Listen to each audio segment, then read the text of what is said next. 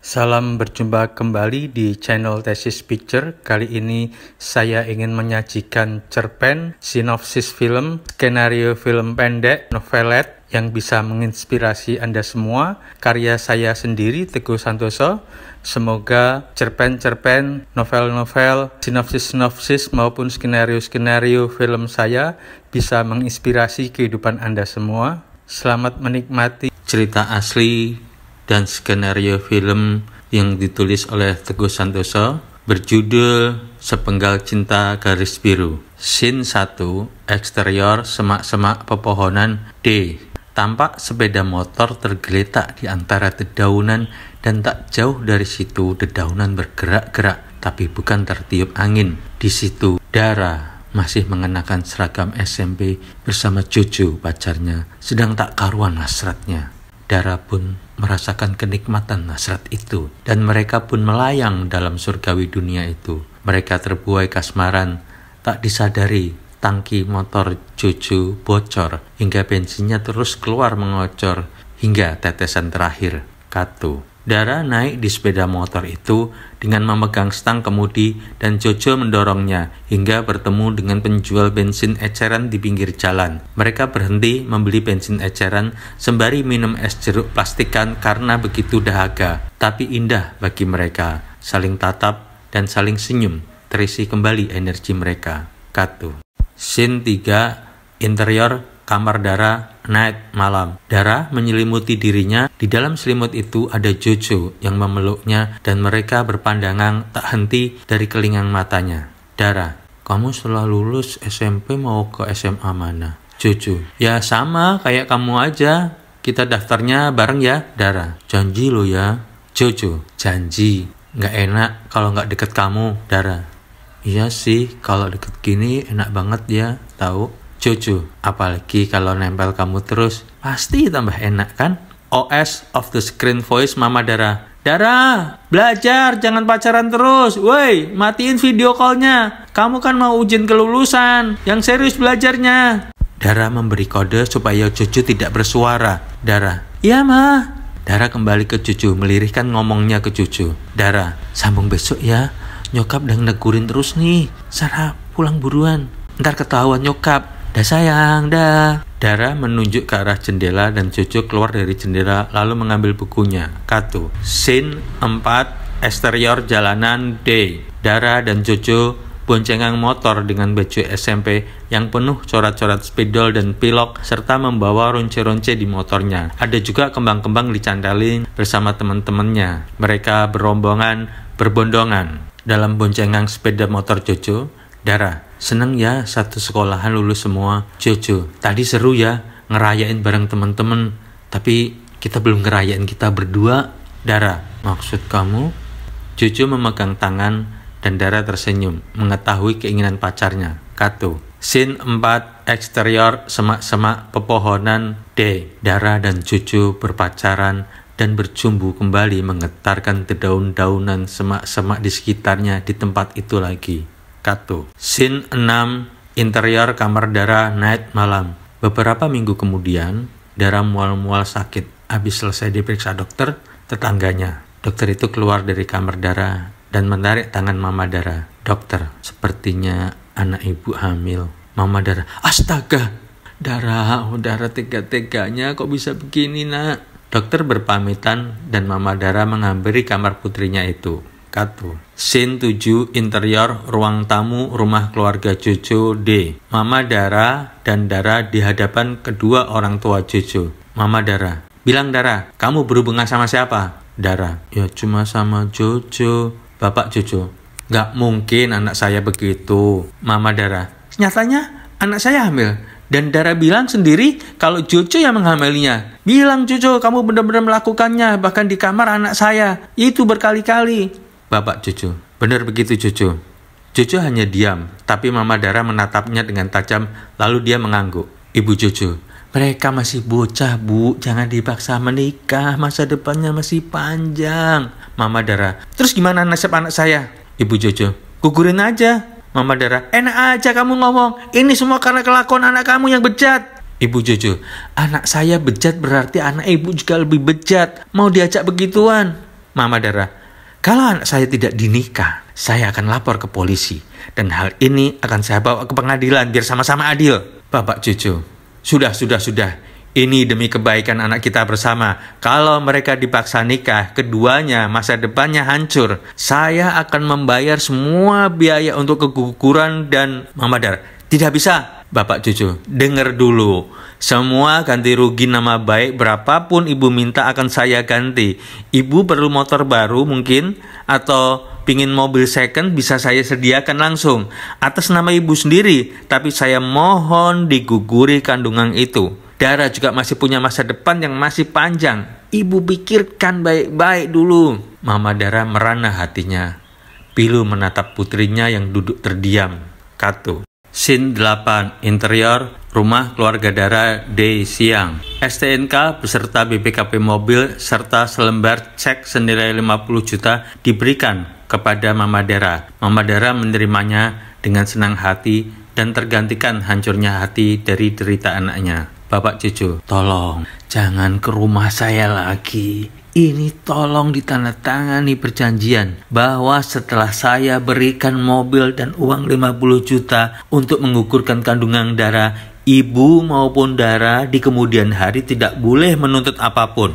Mama Dara membacanya dengan berat hati, tapi menatap kunci mobil dan dokumen yang ada di meja tampak membuat hatinya berubah pikiran dengan menahan emosi. Bapak cucu, kalau ibu tidak mau menandatangani ini, ya gimana ya? Mobil dan ceknya saya tarik lagi. Mama Dara segera menandatangani surat perjanjian yang sudah bermaterai itu.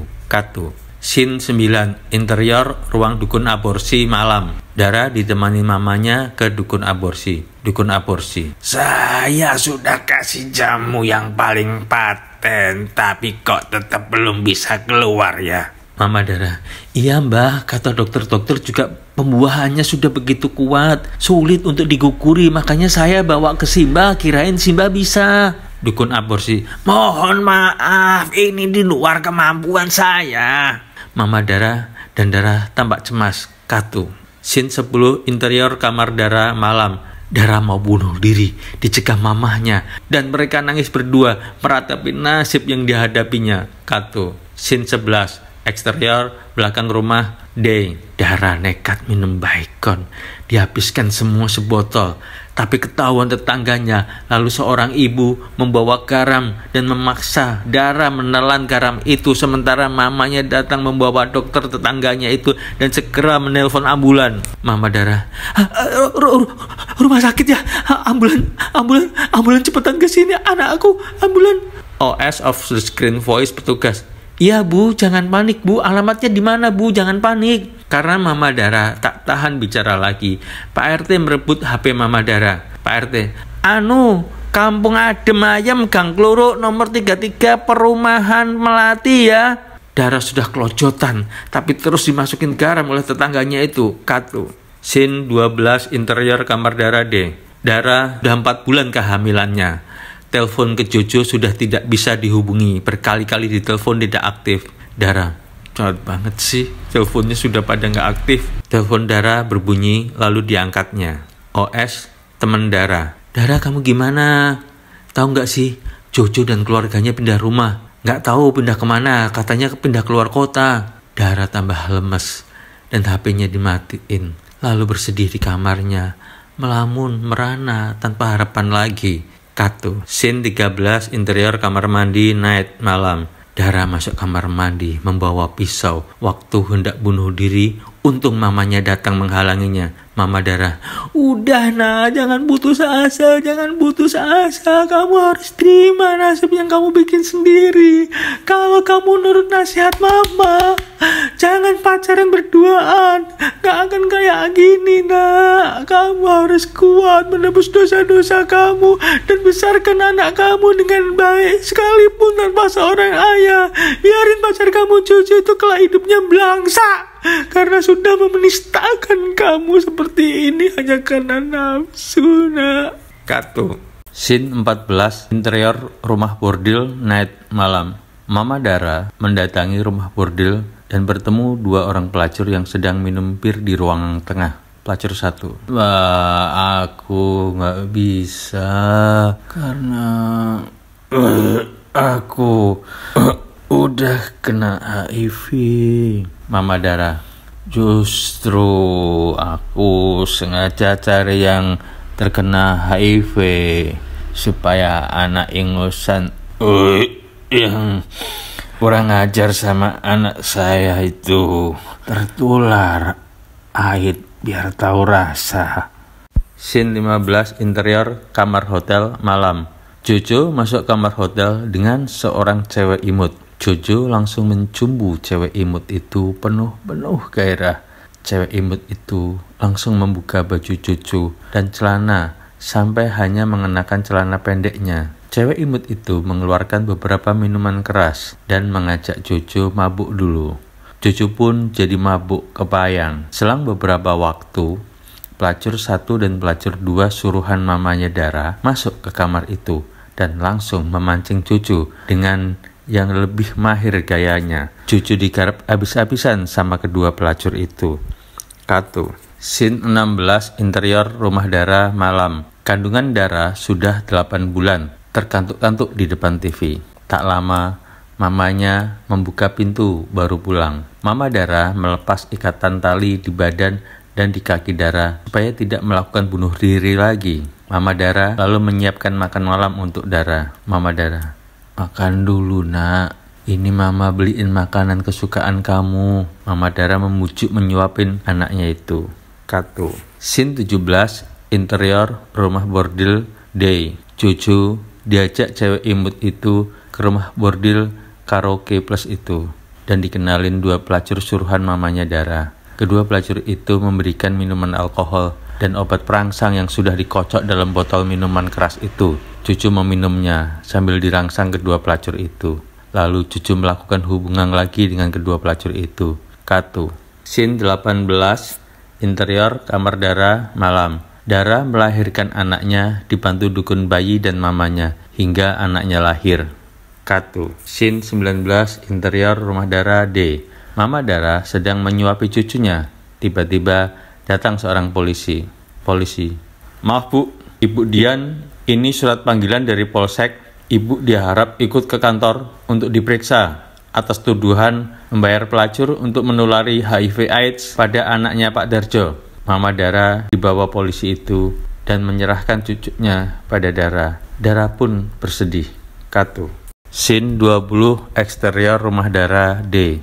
Dara sedang menggendong anaknya untuk ditidurkan. Dara, sabar ya nak, susunya habis nih, minum air putih dulu. Mami belum bisa beliin susu buat kamu nak, ntar nunggu posyandu buka ya. Coba minta susu sama petugas boleh apa enggak ntar. Tetangga nyinyir satu, tuh lihat, amit-amit jangan sampai anak kita seperti Dara. Dibilang janda tapi belum menikah, dibilang single tapi udah punya momongan.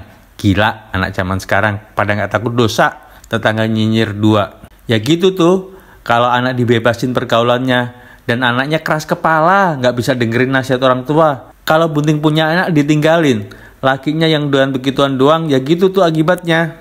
Katu. Scene 21, interior kamar Jojo D.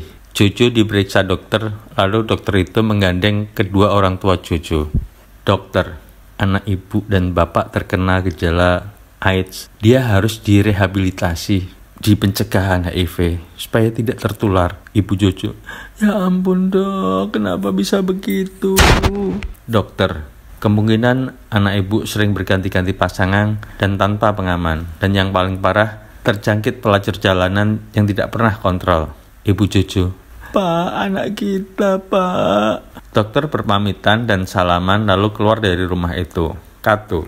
Scene 22, eksterior jalanan D. Dara sedang menggandeng anaknya dan melihat cewek SMA diseret 2 cowok ke semak-semak. Dara menyembunyikan anaknya yang sudah besar itu dan mengambil helm dari motor yang diparkir. Lalu Dara memukulkan helmnya itu ke kepala 2 cowok SMA itu. Bergantian dipukulkan bruk brak bruk brak bruk yang sudah menarik celana dalam si cewek itu. Kedua cowok itu dipukul keras-keras kepalanya dengan helm hingga pingsan. Dara langsung mengajak cewek SMA itu pergi berboncengan motor dengan membawa anaknya. Dara, kita harus laporin polisi mbak. atas kejahatan kelamin yang mereka lakukan. Jangan sampai hal beginian tidak bisa dicegah. Motor yang ditumpangin itu ngebut, menjauh meninggalkan tempat itu. Demikian cerita dari skenario Sepenggal Cinta Garis Biru. Terima kasih telah menyimak skenario Sepenggal Cinta Garis Biru. Cerita asli dan skenario ditulis oleh Teguh Santoso di apartemen Kalibata, Jakarta pada tahun 2019. Jangan lupa untuk menyimak juga cerpen-cerpen, skenario-skenario, dan sinopsis-sinopsis karya saya yang ada di channel Thesis Picture ini.